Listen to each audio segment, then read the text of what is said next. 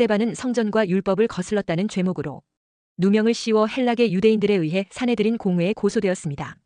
스데반을 고소한 자들은 스데반이 이제는 율법도 필요 없다고 말했다는 것입니다. 그것은 예수 그리스도께서 율법의 성취자가 되셨다는 말씀을 전하는 것을 곡해한 주장입니다. 우리의 속죄가 성전의 제사 의식으로 인한 짐승의 피가 아니라 예수님의 십자가 대속의 피를 믿음으로 의롭다함을 받는다는 진리를 전한 것을 가리키는 것입니다. 예수님은 이제 율법의 성취자가 되셨기에 율법의 제사 의식이나 정결 의식 같은 의식법은 그리스도 안에서 성취되었다는 말씀인 것입니다. 그렇다고 의식법을 제외한 십계명의 말씀들이 필요 없다고 한 것은 아닌 것입니다. 우리가 죄사함의 은총을 위해 구약식으로 제사장에게 나아가서 짐승의 피로 속죄함을 받는 것은 이제 더 이상 하지 않고 십자가 대속의 은혜를 믿음으로 하는 것입니다. 그러나 그렇다고 하나님 외에 다른 신을 섬긴다든지 우상을 만든다든지 하나님의 이름을 망령되이 일컫는다든지 예배를 드리지 않아도 된다는 것은 아닌 것입니다. 그리고 헬락의 유대인들은 스데반이 성전을 거슬러 말하였다고 고발했습니다.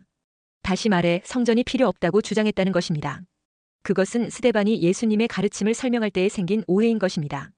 예수님이 내가 이 성전을 헐고 3일 만에 다시 세우겠다고 말씀하신 가르침을 설명하면서 이제는 눈에 보이는 건물 성전이 아니라 눈에 보이지 않는 그리스도의 몸된 성전 시대가 되었다는 것을 말한 것을 지적한 고발인 것입니다.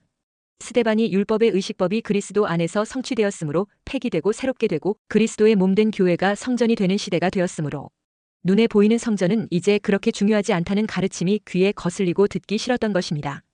그래서 그들은 스데반이 율법과 성전을 거슬러 말하고 다닌다고 주장한 것입니다. 그리고 사내들인 공회 앞에서는 스데반이 성전과 율법을 주신 하나님을 모독하고 있다면서 종교 재판을 열어 처단해달라고 요구한 것입니다.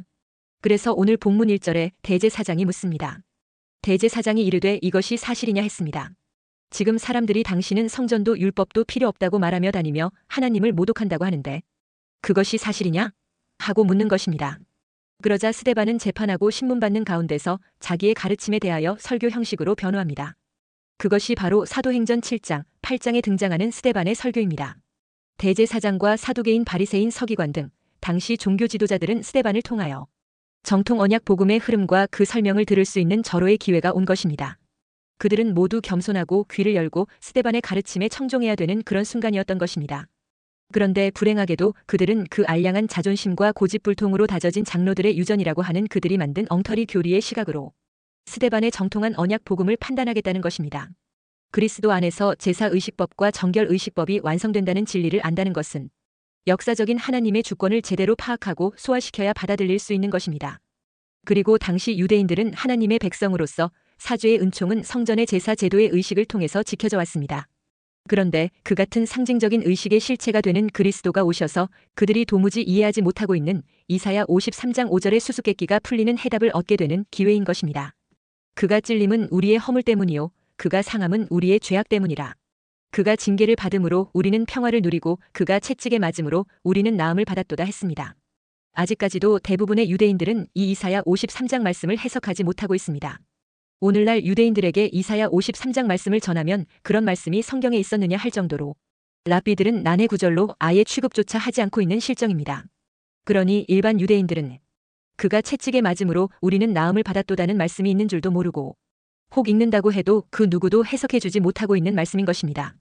지금 스데반은 온 이스라엘을 대표한 대제사장과 사내들인 공회 앞에서 공식적으로 이 난해 구절에 대한 답을 주고 있고 분명한 하나님의 뜻을 재판정의 피고인 자격의 변명으로 선포하고 있는 것입니다.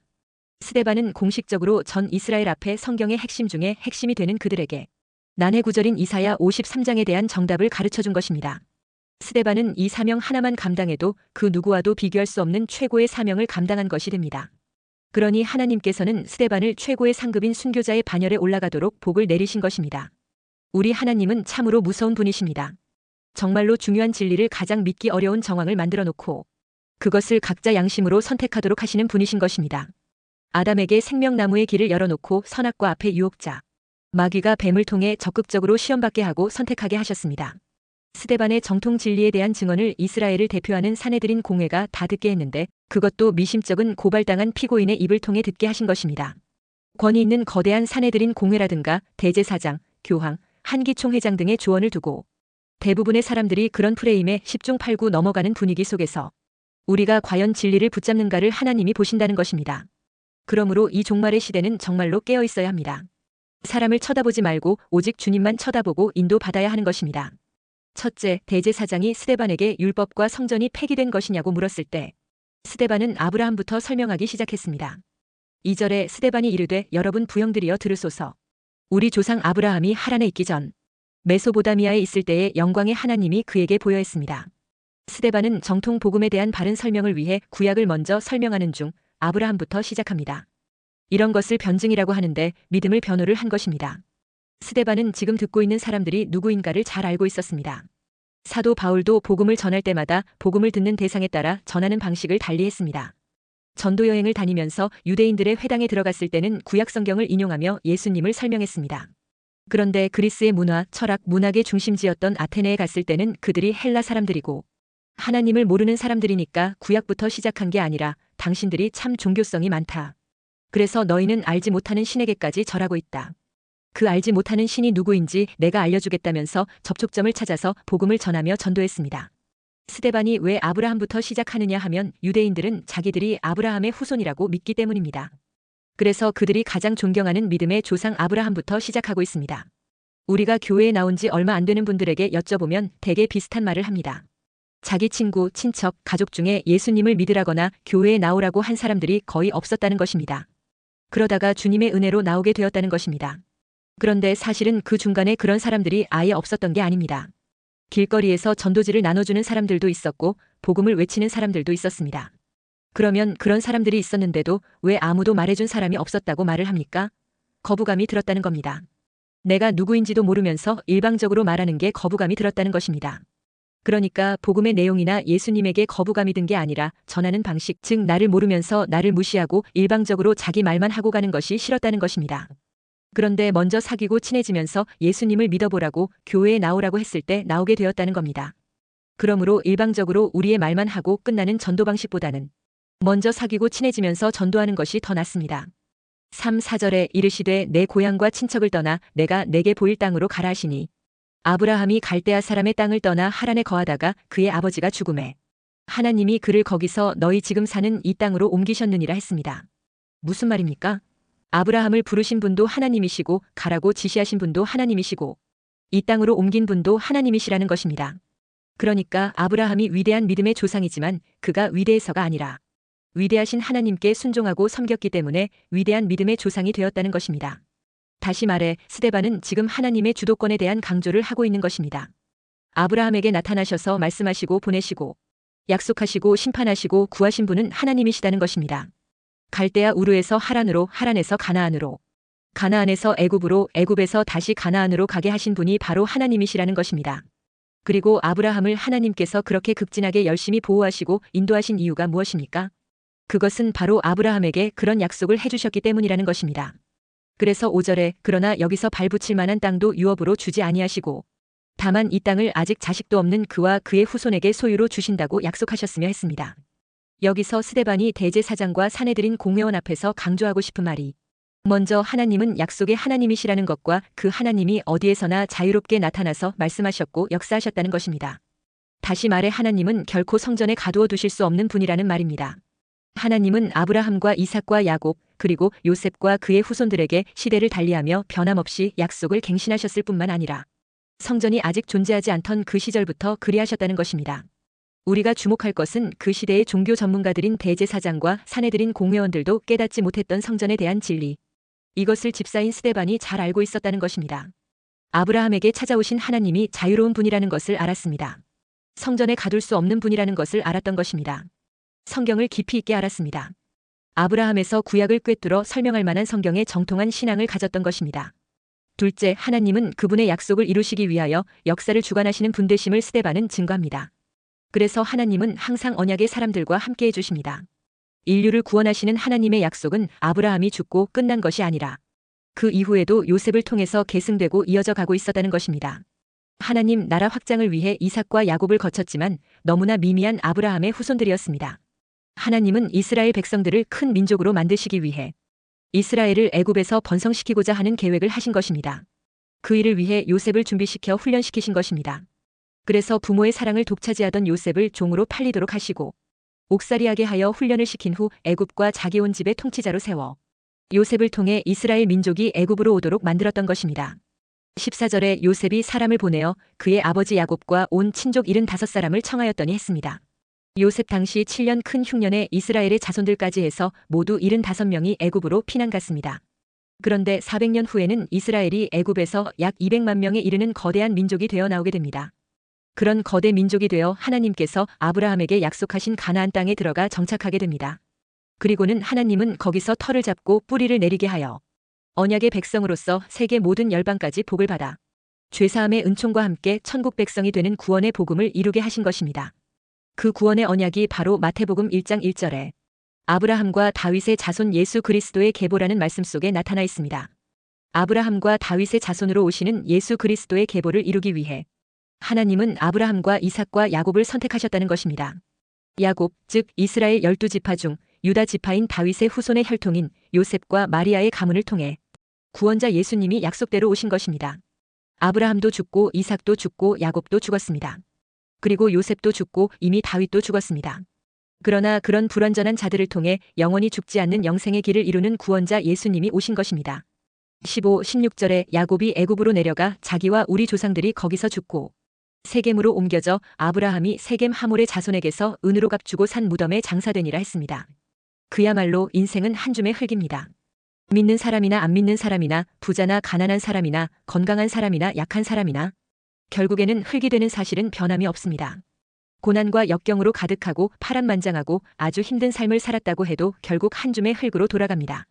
아무리 화려하고 성공적이고 높은 자리에 올라간 삶을 살았다 해도 결국 한 줌의 흙으로 돌아갑니다.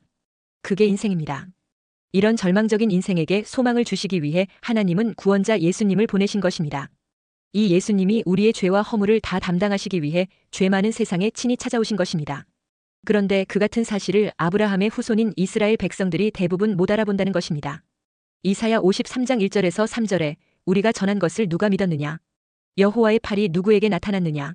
그는 주 앞에서 자라나기를 연한 순 같고 마른 땅에서 나온 뿌리 같아서 고운 모양도 없고 풍채도 없은즉 우리가 보기에 흠모할 만한 아름다운 것이 없도다. 그는 멸시를 받아 사람들에게 버림받았으며 간고를 많이 겪었으며 질고를 아는 자라 마치 사람들이 그에게서 얼굴을 가리는 것 같이 멸시를 당하였고 우리도 그를 귀히 여기지 아니하였도다 했습니다. 스데반 집사는 지금 하나님의 역사가 믿음으로 순종하고 믿음으로 살아가는 소수의 사람들에 의해서 건설되어 왔다는 것을 말하고 있습니다. 하나님은 그런 소수의 믿음의 사람과 함께 하셨다고 말하고 있습니다. 스데반 역시 소수의 사람이 되어 다수의 대세를 이룬 대제사장과 사내들인 공회원 앞에서 진실과 진리를 외치고 있었던 것입니다. 그러니 진실과 진리는 항상 죄악 세상에서 소외되고 외면받아왔습니다. 그래서 예수님은 우리에게 경고하십니다. 마태복음 7장 13절 14절에 좁은 문으로 들어가라. 멸망으로 인도하는 문은 크고 그 길이 넓어 그리로 들어가는 자가 많고 생명으로 인도하는 문은 좁고 길이 협착하여 찾는 자가 적음이라 했습니다. 스데반은 예수님을 믿을 때 성전 예배가 회복된다는 말씀을 증거했습니다. 하나님은 건물 성전에만 계시는 분이 아니라 아브라함 때부터 지금까지 늘 자신을 믿는 자들과 어디에서든지 함께 하신 분이셨다는 것입니다.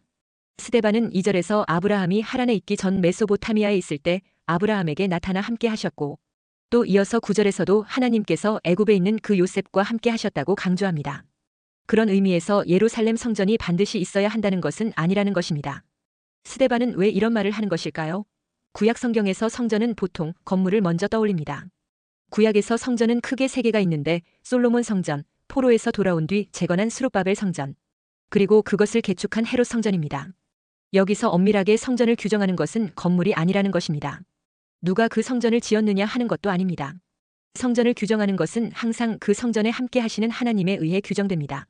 성전이 성전되는 것은 원래부터 건물이 아니라 그 성전에 계신 하나님 자신이신 것입니다. 그곳에 하나님이 계셔야 성전인 것입니다. 그런 의미에서는 에덴 동산도 성전입니다. 에덴 동산에 성전 건물이 있었던 것은 아닙니다. 그럼에도 에덴 동산이 성전인 이유는 하나님이 함께 하셨기 때문입니다. 따라서 하나님이 함께 계시는 곳, 그곳을 가리켜 성전이라고 하는 것입니다. 그런데 신약에 와서 성전의 개념이 바뀝니다. 장소가 성전이었던 것이 이제 신약 시대에는 사람이 성전이 됩니다. 예수 그리스도께서 참된 성전이 되십니다. 그래서 예수님은 참된 성전이 되시기 때문에 이스라엘 백성들 가운데 세워진 예루살렘 성전을 허무시고 사흘 만에 부활하여 교회를 탄생시키므로 참된 성전 예배를 회복하러 오셨던 것입니다. 예수님께서 왜 이스라엘 백성의 성전 예배를 회복하러 오셨습니까? 그것은 이스라엘 백성들의 성전 예배가 그동안 우상 숭배로 가득했기 때문입니다. 하나님은 아브라함과 이삭과 야곱을 통해 이스라엘에게 찾아오시고 그들과 함께 하기를 원하셨습니다. 그리고 애굽에 있던 그들에게 모세를 보내어 그들을 구원해 주셨습니다. 그리고 광야에서도 성막을 세워 그들과 함께 하셨고 시내산에서도 또 이스라엘 땅에서도 다윗 때나 솔로몬 때나 하나님께서는 그들 가운데 함께 하셨습니다. 그러나 이스라엘 백성은 모세 때부터 지금까지 계속해서 그들 가운데 함께 하시는 그 하나님을 멸시했습니다. 그래서 성전에서 오히려 우상을 숭배하고 음행하고 가증스러운 일들을 자행했습니다. 성전 예배가 우상 숭배로 가득하게 되었던 것입니다. 이런 타락한 성전 예배를 보고 하나님은 유대인들에게 계속 선지자를 보내어 책망하며 회개하고 돌이킬 것을 명령하셨습니다. 이사야 1장 12절에 너희가 내 앞에 보이러 오니 이것을 누가 너희에게 요구하였느냐? 내 마당만 밟을 뿐이니라 했습니다. 말라기 1장 10절에 만군의 여호와가 이르노라 너희가 내 제단 위에 헛되이 불사르지 못하게 하기 위하여 너희 중에 성전 문을 닫을 자가 있었으면 좋겠도다. 내가 너희를 기뻐하지 아니하며 너희가 손으로 드리는 것을 받지도 아니하리라 했습니다. 이렇게 강력하게 책망했는데도 유대인들은 그 책망에 귀를 기울이지 않았습니다. 귀를 기울이기는커녕 하나님님이 보낸 선지자들을 모두 거부하고 마침내 죽여버렸습니다. 이제 하나님은 마지막 방법을 동원하셨습니다. 선지자가 아니라 아들을 직접 보내시기로 하신 것입니다. 그래서 하늘 보좌에 계셨던 예수님을 성육신시켜 유대 땅에 보냈습니다. 그랬더니 유대인들은 예수님까지 거부하고 십자가에 매달아 죽였습니다. 하나님께서 유대인들에게 예수님을 보낸 이유는 성전 예배를 회복하고 다시 주께 돌아오라는 것이었습니다. 그런데 그들은 그것을 거부한 것입니다. 이제 하나님은 마지막으로 아들을 죽이고 거부한 유대인들에게 성령을 보내었습니다. 그 성령은 스데반에게도 찾아왔던 것입니다. 그래서 스데반이 회개하고 예수님을 믿고 받아들였습니다. 그리고 진정한 예배를 회복한 것입니다. 그리고 나아가 이 스데반을 통하여 유대인들에게 예수님을 믿음으로 참된 예배를 회복하도록 권면하고 있는 것입니다. 예수님을 믿음으로 회복되는 성전 예배는 어떻게 회복되는 것입니까? 그것은 성령님께서 믿는 자의 몸을 성전으로 삼으심으로 이루어집니다. 종말의 시대에는 성령을 통하여 예수님을 믿는 자로 하여금 그 몸이 성전이 되게 하여 성전 예배가 회복되게 하시는 것입니다. 예수님을 믿고 성령을 받은 자는 비로소 우상을 버리고 오직 하나님을 찬양하고 하나님께 기도하게 되는 것입니다. 비로소 성전 예배가 회복되는 것입니다. 그러면 구약 제사와 달리 예수님의 십자가 대속의 피 뿌림을 믿음으로 속죄의 은총이 부어지는 것입니다. 구약 제사처럼 짐승을 피를 뿌림으로 드리는 예배가 아니라 예수 십자가의 피를 믿음으로 뿌려서 속죄의 은총과 함께 거룩한 예배가 되는 것입니다. 그 예배가 의로운 예배가 되어 하나님께 상달되는 것입니다.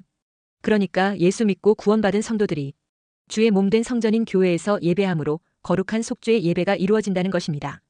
그런 의미에서 이제 더 이상 예루살렘 성전에서 드리는 짐승의 피를 뿌리는 속죄 제사는 필요하지 않다는 것입니다. 예수 그리스도 안에서 다 완성되고 성취되었다는 것입니다. 그동안 실체가 오기 전에 그림자를 붙잡고 예배한 것이라면 이제 실체가 오셨기에 그 실체를 붙잡고 진정한 속죄의 예배를 드리게 되었다는 것입니다. 그런데 대제사장과 사내들인 공회원들이 이 스데반의 증언을 듣자 어떻게 반응합니까? 스데반이 이제 더 이상 예루살렘 성전이 필요하지 않다고 말하는 것에 격분하게 됩니다. 그들은 하나님께서 예수 그리스도를 통해 그 몸을 성전으로 삼고 하나님을 예배하게 하는 새로운 시대에 새 은혜가 주어진 것을 말해도 이해되지 않았던 것입니다. 소경된 지도자들에 의해 인도되었기에 믿지 못하는 것입니다. 그래서 예수님은 이들에 대해 마태복음 23장 16절에 화 있을진저 눈먼 인도자여 했습니다. 마태복음 23장 13절에 화 있을진저 외식하는 서기관들과 바리새인들이여 너희는 천국 문을 사람들 앞에서 닫고 너희도 들어가지 않고 들어가려 하는 자도 들어가지 못하게 하는도다 했습니다. 결국 올바른 스데반의 증거를 들었으나 진실을 말하는 스데반을 돌로 쳐서 죽이게 됩니다.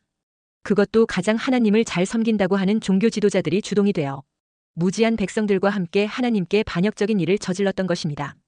결국 성령의 은혜가 아니면 진리에 이를 수 없고 생명나무에 나아가는 축복을 얻을 수 없는 것입니다.